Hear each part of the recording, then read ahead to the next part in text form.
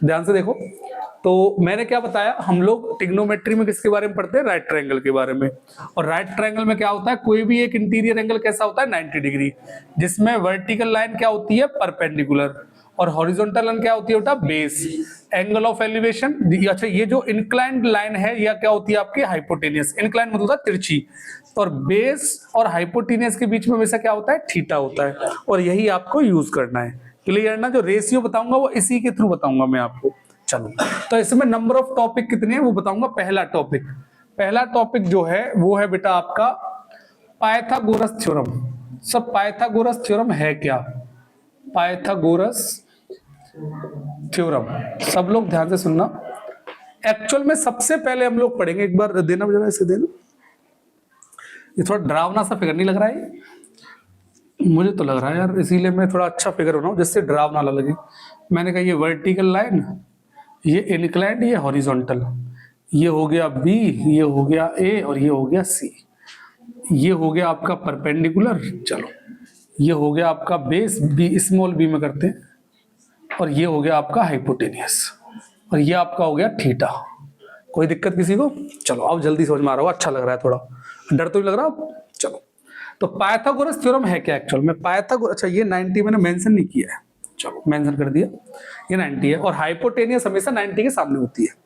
ध्यान समझना, Pythagoras theorem in तीनों साइड्स में आपका रिलेशन बताती है। कौन सी तीनों साइड? ट्रायंगल की, और कौन से ट्रायंगल की? राइट ट्रायंगल की।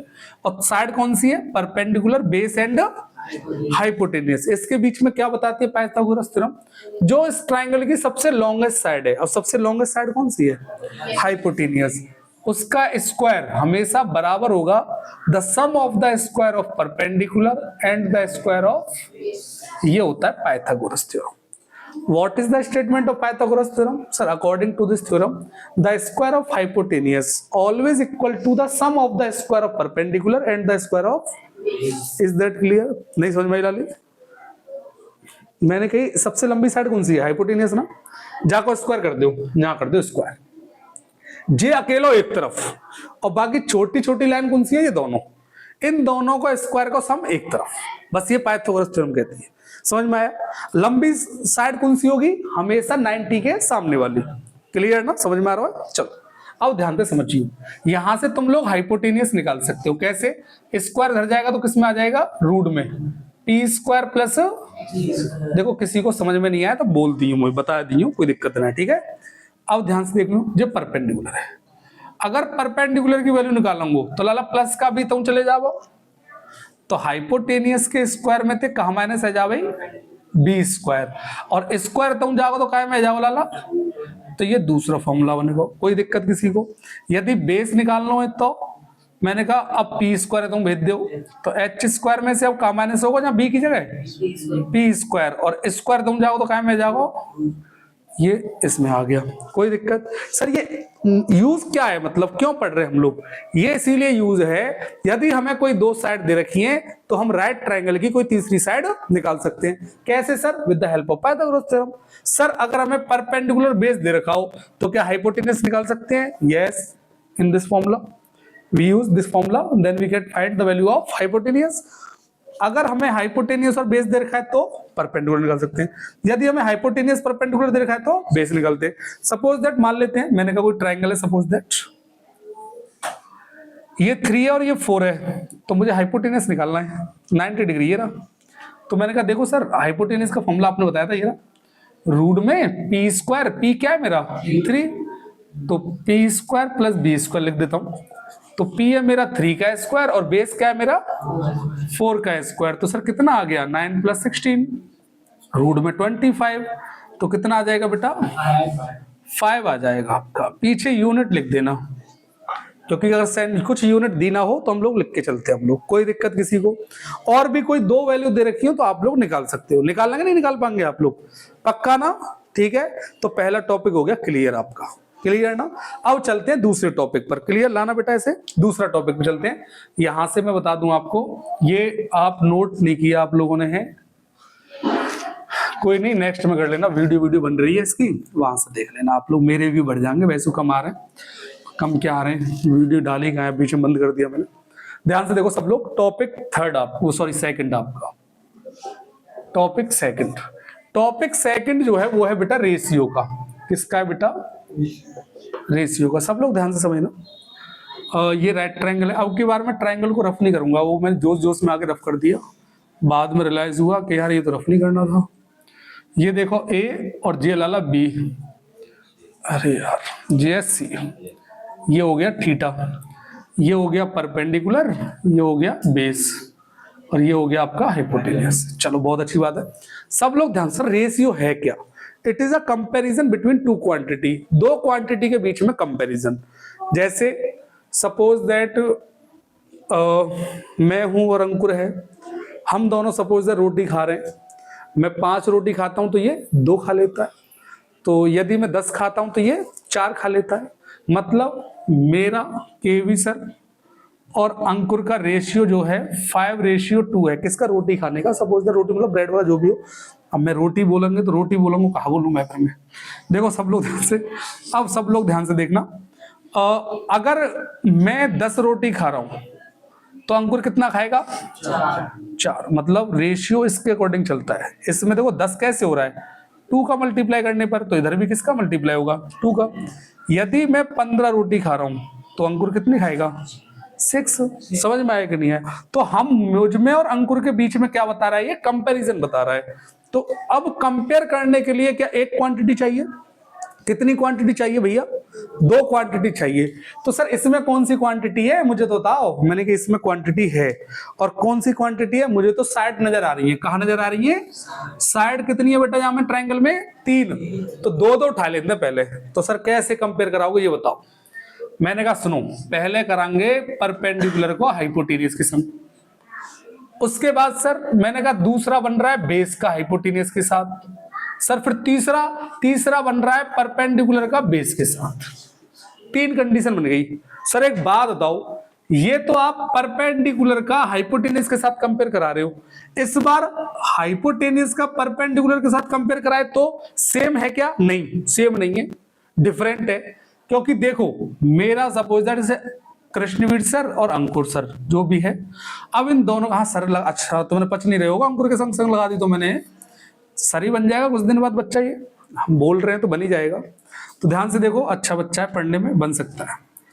इधर देखो ये 5:2 सपोज दैट। अब मैंने कहा भाई इसका मतलब क्या है? मैंने कहा भाई मेरी वैल्यू पहले है और अंकुर की वैल्यू बाद में। लेकिन मैंने कहा अगर इनके रेसिप्रोकल से कोई चेंजमेंट ना हो तो सर ऐसे लिख दो ना फिर इसको 2:5। अगर इनको चेंज करने से अगर वैल्यू में चेंज ना हो तो क्या मैं इसको 2:5 लिख सकता हूं? नहीं सर, ऐसे कैसे लिख दोगे? इसका मतलब तो बहुत चेंज हो जाएगा कि इस कंडीशन में मैं कितनी ब्रेड मतलब मैं कितनी रोटी खा रहा हूं? 2, और इस कंडीशन में अंकुर कितनी खा रहा है? 5। तो इसका तो बिल्कुल अपोजिट हो गया ना। तो वैल्यू तो चेंज हो गई कि नहीं हो गई? तो वैल्यू चेंज होगी तो मतलब अलग क्वांटिटी हो गई। वो समझ में आया कि नहीं आया? तो इसका बहुत फर्क पड़ रहा है कि किसका किससे कंपेयर करा रहे हो आप। समझ में आई कि नहीं आई? तो इसीलिए यहां परपेंडिकुलर का किससे कंपेयर था? यहां पर हाइपोटेनियस का परपेंडिकुलर के साथ। इसमें देखो, इसमें हाइपोटेनियस का किसके साथ लाला? बेस के साथ। Very good. इसमें लाला बेस का किसके साथ? समझ में आया कि नहीं आया? तो सर टोटल कितनी क्वांटिटी बन गई हमारे पास? 6 बन गई। मैंने कितनी बन गई? अब ध्यान से समझिए आप लोग, क्या इससे ज्यादा और बन सकती हैं? बना के देखो। परपेंडिकुलर बेस, अच्छा ये बी स्मॉल बी लिखा है मैंने, है ना यार? स्मॉल कैपिटल बी लिख देंगे, स्मॉल बी लिखते हैं इसको, स्मॉल बी लिख देते हैं, स्मॉल बी, क्योंकि फिर कंफ्यूजन क्रिएट हो जाएगी, बी एक नाम हो जाएगा। और हाँ बाकी सही है या ठीक है। अब ध्यान से देखो, बाकी और कोई कंडीशन बन रही है? नहीं। टोटल अगर 3 साइड्स हैं आपके पास तो रेशियो टोटल कितने बन रहे हैं? 6। इससे ना ज्यादा बनेंगे ना कम बनेंगे। नहीं है तो घट ट्राई कर लेना, शायद कोई नया निकल के आ जाए। हम लोग नहीं ढूंढ पाए, तुम लोग ढूंढ लें, क्या पता। देखो कोई नहीं, देखा करो, समझो, दियो बेटा जरा। अब ध्यान से समझना आप लोग। सर फिर इसका करना क्या है समझो। मैंने कहा करना कुछ नहीं है, इन साइड्स के रेशियो को इस एंगल की फॉर्म में लिखना है। सर ऐसे कैसे पॉसिबल हो जाएगा? रेशियो की तो कोई यूनिट होती नहीं है भाई, रेशियो एक अलग कॉन्सेप्ट चला गया, एंगल अलग हो गया, तो दोनों अलग अलग क्वांटिटी आपस में बराबर कैसे हो जाएंगी? नहीं समझ में आया। मैंने कहा 3 लीटर पेट्रोल बराबर 80 किलोमीटर पर आवर स्पीड है। सर ये क्या बोल रहे हो आप? 3 लीटर पेट्रोल बराबर स्पीड, मतलब वॉल्यूम की क्वांटिटी को स्पीड के बराबर कैसे रख रहे हो आप? हो ही नहीं सकता। मैंने कहा 2 रोटी 3 घंटे, क्या बता रहे हो सर आप? उल्टी सीधी क्वांटिटी को बराबर रख रहे हो। तो सिंपल सी बात है, हम डिफरेंट क्वांटिटी को एक दूसरे के बराबर नहीं रख सकते। तो क्वांटिटी कैसी होनी चाहिए? सेम। समझ में आई कि नहीं आई? तो यहां भी कंडीशन ये बन रही है कि मैंने कहा भाई इनके बराबर में एंगल की फॉर्म में लिखना है, थीटा में लिखना है। किस में लिखना है बेटा? थीटा में। तो तुम कहोगे सर थीटा एंगल हो गया, ये रेशियो हो गया, ऐसा पॉसिबल नहीं है सर। तो मैंने कहा नहीं है, जो पॉसिबल ना हो, कहते ना इम्पॉसिबल को पॉसिबल कर दे, वो कौन है? केवी सर। नहीं, इधर देखो सब लोग, पहले से ही है। अच्छा चिंगम सर कार्टून के देखता होगा बेटा तू? चल सही है बेटा, इधर देख तू, ध्यान से देख। ये एंगल है और ये क्या बेटा? रेशियो। तो ये बराबर नहीं हो सकते, लेकिन आप कर सकते हो। कैसे कर सकते हो? कि एंगल को क्या बना दूं? रेशियो बना दूं। क्या बना दूं? और रेशियो बनाने के लिए मुझे क्या करना पड़ेगा? रेशियो ऐड करना पड़ेगा। और वो कौन से रेशियो है जो एंगल को रेशियो बना देंगे? वो रेशियो है ट्रिग्नोमेट्री रेशियो। वो क्या है बेटा? ये ऊपर का दिख नहीं रहा होगा, साइड से लिखना पड़ेगा। Trigonometry ratio. सर ये कौन से रेशियो है? बता रहा हूं, ये टोटल 6 रेशियो हैं। पहला है साइन, कॉस, टेन, कॉट, सेक और लाला कोसेक। ये 6 रेशियो हैं जो ट्रिग्नोमेट्री रेशियो कहलाते हैं। अगर इनको एंगल के साथ जिसके साथ जोड़ दोगे वही क्या बन जाएगा? रेशियो। तो जब रेशियो बन गया तो रेशियो बराबर, समझ में आया कि नहीं आया? तो सर कैसे जोड़े बताओ? मैंने कहा इसमें जोड़ दो साइन, तो ये बन गया साइन थीटा। तो अब ये क्या हो गया? रेशियो। अब ये एंगल नहीं रहा, एंगल भले यूज हो रहा है इसमें, लेकिन ये एंगल अब नहीं रहा। अब ये क्या बन गया? रेशियो बन गया। इसमें क्या जोड़ दो लाला? कॉस, तो ये रेशियो बन गया। इसमें क्या जोड़ दो लाला? टेन। इसमें क्या जोड़ दो? कॉट। इसमें क्या जोड़ दो बेटा? सेक। और इसमें क्या जोड़ दो? कोसेक। समझ में आया कि नहीं आया?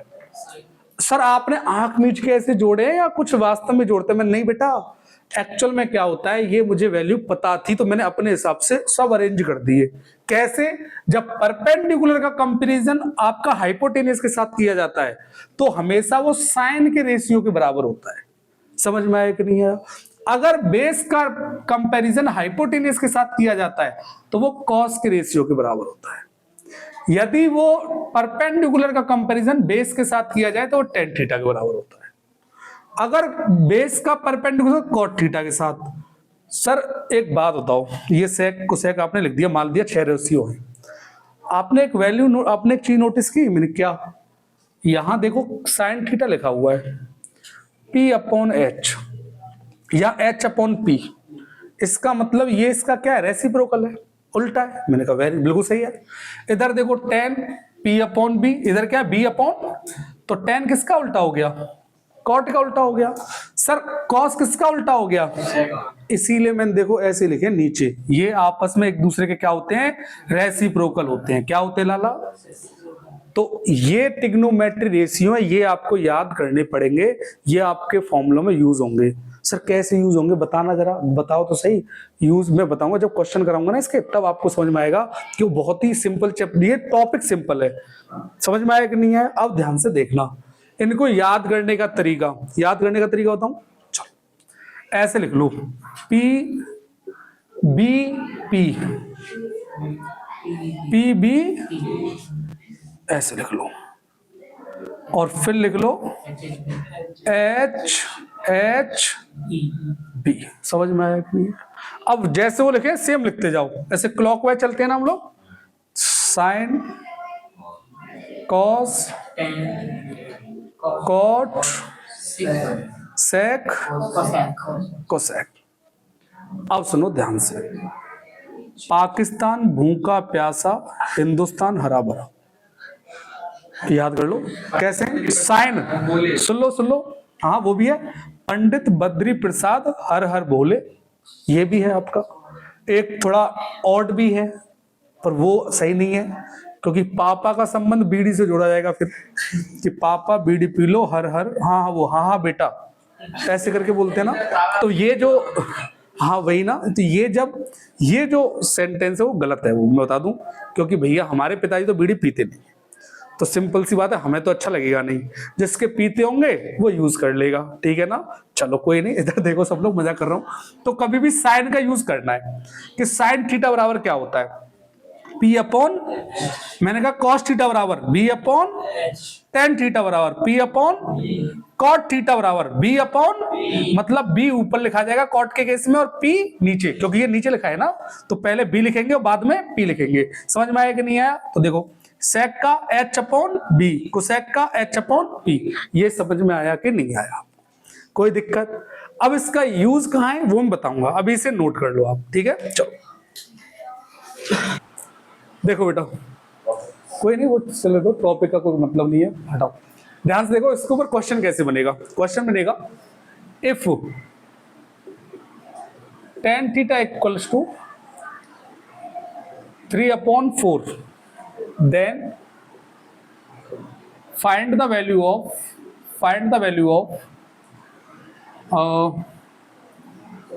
sin square theta plus cos square theta upon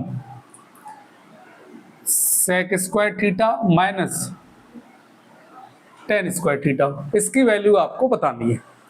clear ना? अब ध्यान से देखना आप लोग, सिंपल सी बात है, देखो हमें ये डाटा गिवन है, इससे ही हमें करना है क्या, पहले आपको राइट ट्रायंगल बनाना है। मैं आपको बता दूं पूरी ट्रिग्नोमेट्री में सिर्फ राइट ट्रायंगल है आपको। सर राइट ट्रायंगल बना क्यों रहे हो आप लोग, बताऊंगा। ये परपेंडिकुलर हो गया, ये बेस हो गया और ये हाइपोटेनियस हो गया, ये 90 डिग्री हो गया सपोज दैट। अच्छा थीटा हमेशा कहां बनता है बेटा, बेस और हाइपोटेनियस में, बताया था मैं नहीं बताया था आपको? चलो अच्छी बात है। अब ध्यान से देखो सब लोग, एक्चुअल में मुझे साइन कॉस सेक और टेन इनकी वैल्यू चाहिए, और इनकी वैल्यू मैंने कहा रेशियो से मिल सकती है, क्योंकि टेन थीटा की वैल्यू क्या होती है, पी अपॉन बी कॉस, हाँ, और टेन थीटा कोसाइन की value P upon H, cos की वैल्यू बी अपॉन एच। मतलब इन्हीं साइड्स की हेल्प से मैं क्या करूंगा, इन जो ट्रिग्नोमेट्री रेशियो हैं साइन कॉस सेक और टेन, इनकी वैल्यू मैं फाइंड कर सकता हूं, और वहां से वैल्यू लेके इसमें क्या कर दूंगा, मैं पुट कर दूंगा, कैलकुलेट करके आंसर आ जाएगा। सर वैल्यू निकलेंगी कैसे, मैंने कहा जो डाटा दिया है वहां से। एक्चुअल में 10 की वैल्यू गिवन है, मैं सॉल्यूशन यहां से कर देता हूं। मुझे गिवन में दिया है tan theta equals to 3/4। Actual में tan थीटा इक्वल्स टू होता है बेटा P अपॉन बी, होता है कि नहीं होता है? यदि मैं इन दोनों का कंपेयर कराता हूं तो मुझे P की वैल्यू कितनी मिलती है बेटा, P की वैल्यू मिलती है मुझे 3 और B की वैल्यू कितनी मिलती है 4। समझ में आया कि नहीं आया आपको? क्या मैं P और B की हेल्प से H निकाल सकता हूं? पाइथागोरस थ्योरम फर्स्ट टॉपिक पढ़ाया था, चलो H निकालते हैं। मैंने कहा पाइथागोरस थ्योरम से H का फॉर्मूला क्या होता है बेटा, P square plus B square. चलो अच्छी बात है, तो रूट में क्या हो जाएगा 3 का स्क्वायर प्लस 4 का स्क्वायर, तो 3 का स्क्वायर 9 और 4 का स्क्वायर 16, तो रूट में कितना हो जाएगा और कितना आ जाएगा बेटा 5। तो मेरे पास सारी वैल्यू आ गई। P की वैल्यू कितनी होगी बेटा 4, P की वैल्यू कितनी हो गई 4। अच्छा बेस की वैल्यू कितनी हो गई, B की, P की वैल्यू 3 और B की वैल्यू 4, बता दिया करो कोई बात नहीं है। हाइपोटेनियस कितना हो गया बेटा मेरा 5, तो H हाइपोटेनियस हो जाएगा मेरा 5। ये समझ में आया कि नहीं आया आपको? तीनों डाटा हो गया मेरे पास। अब मुझे क्या मतलब क्या चीज चाहिए, मैंने कहा जो मुझे फाइंड करना है वो वैल्यू चाहिए। किसकी वैल्यू, साइन थीटा की। किसकी वैल्यू, तो मैंने कहा साइन थीटा की वैल्यू मुझे चाहिए। साइन थीटा बराबर क्या होता है, देखो ऊपर ये रहा, इसको बॉक्स में बंद करता हूं जो समझ में आ जाए। ये रहा साइन थीटा होता है P अपॉन H। क्या होता है बेटा, तो परपेंडिकुलर कितना है मेरे पास, ध्यान से देखो उधर 3 और H कितना है मेरे पास 5। चलिए बहुत अच्छी बात है। अब कॉस थीटा की वैल्यू निकालते हैं। कॉस थीटा की वैल्यू देखो, कॉस की वैल्यू क्या उधर B upon H, B upon H। पहला क्वेश्चन है इसलिए इतना डाटा लिख के बता रहा हूं आपको। बेस कितना है मेरे पास 4 आ रहा हूं मैं, और हाइपोटेनस कितना है 5 आ रहा हूं। रुको एक सेकंड, उनसे बोलते वेट कर लें। इधर देखो, उसके बाद क्या चाहिए मुझे 10, टेन थीटा, और टेन थीटा बराबर क्या होता है बेटा, उधर देखो P अपॉन बी, और परपेंडिकुलर कितना है मेरे पास 3, और बेस कितना है बेटा मेरे पास 4। Very good. उसके बाद क्या चाहिए मुझे, सेक थीटा। हाँ वेरी गुड। तो देखो ध्यान से, सेक थीटा, सेक थीटा की वैल्यू वहां से देखो, रेशियो बताओ सेक थीटा का, H upon B, H upon B. तो एच कितना है बेटा मेरे पास 5, और बेस कितना है मेरे पास 4। ये समझ में आया कि नहीं आया? अब मुझे क्या करना है, ये सारी वैल्यू किस में पुट करनी है, इसमें डाटा में। डाटा क्या है मेरे पास, sine square theta plus cos square theta upon sec square theta minus tan square theta. समझ में आया कि नहीं आया?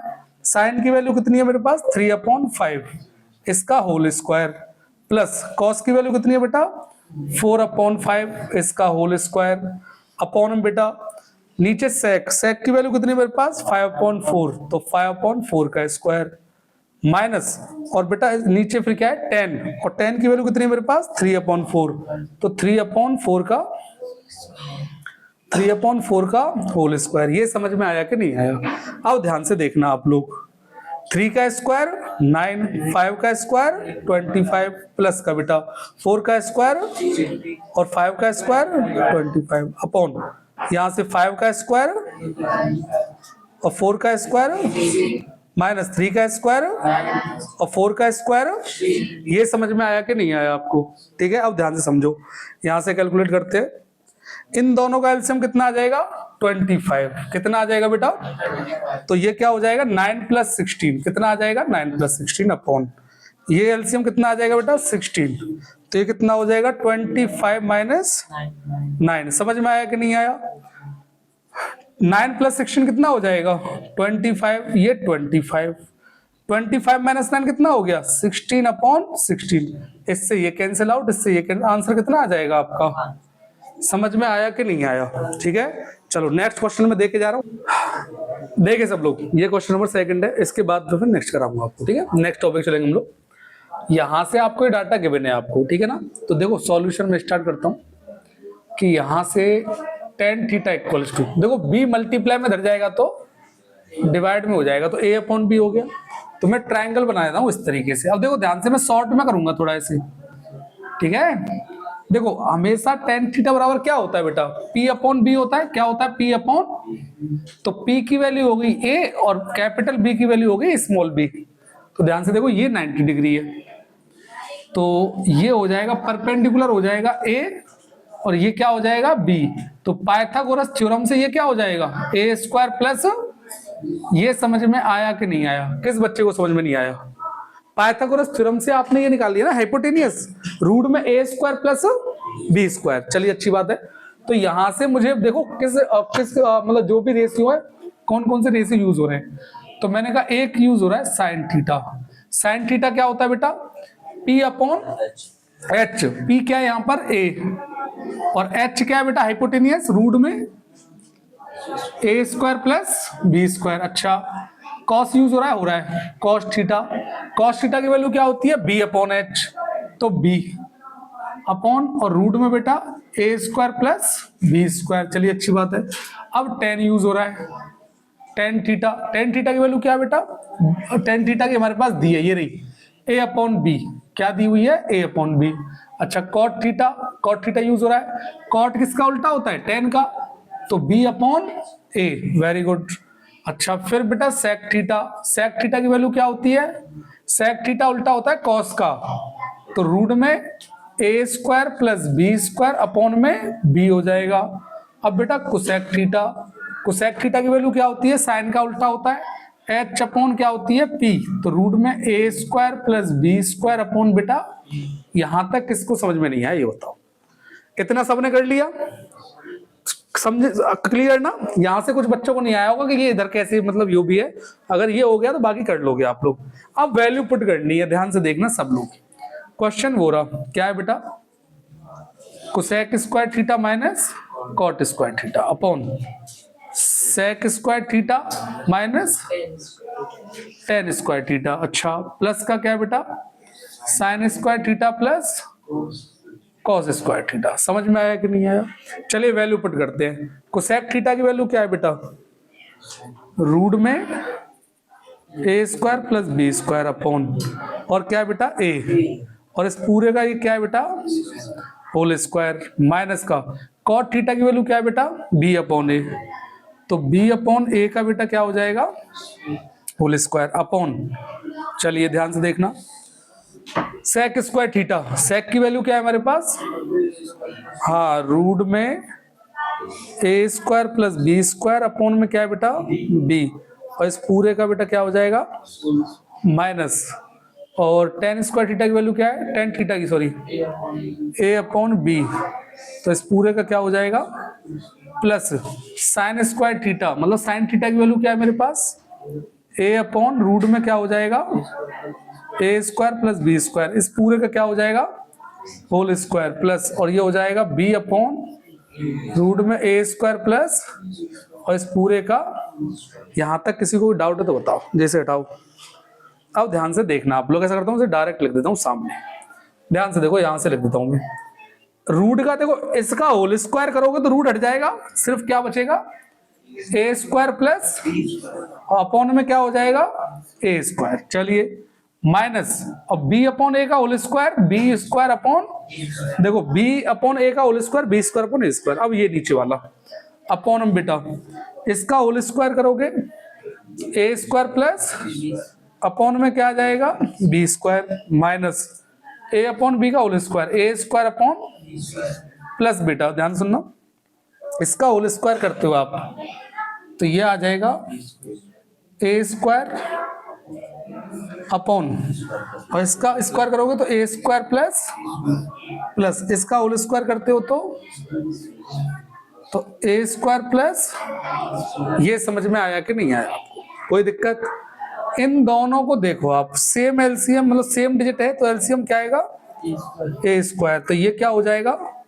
ए square plus B square minus का, क्योंकि दोनों सेम है तो एज इट इज, अपॉन बेटा ऐसे नीचे, तो बी स्क्वायर एलसीएम आ जाएगा ए square plus B square minus, देखो बी स्क्वायर से बी स्क्वायर, ए स्क्वायर से, चलिए अच्छा ये डाटा लिखानी है अभी। देखो इन दोनों को देखो, दोनों का अगर मैं सॉल्व करता हूं तो सेम डिनोमिनेटर है, तो एलसीएम आ जाएगा ए square upon a square plus B square, तो ये भी ऐड हो जाएंगे ए स्क्वायर प्लस, तो देखो ये आपस में क्या हो रहे हैं? Cancel out.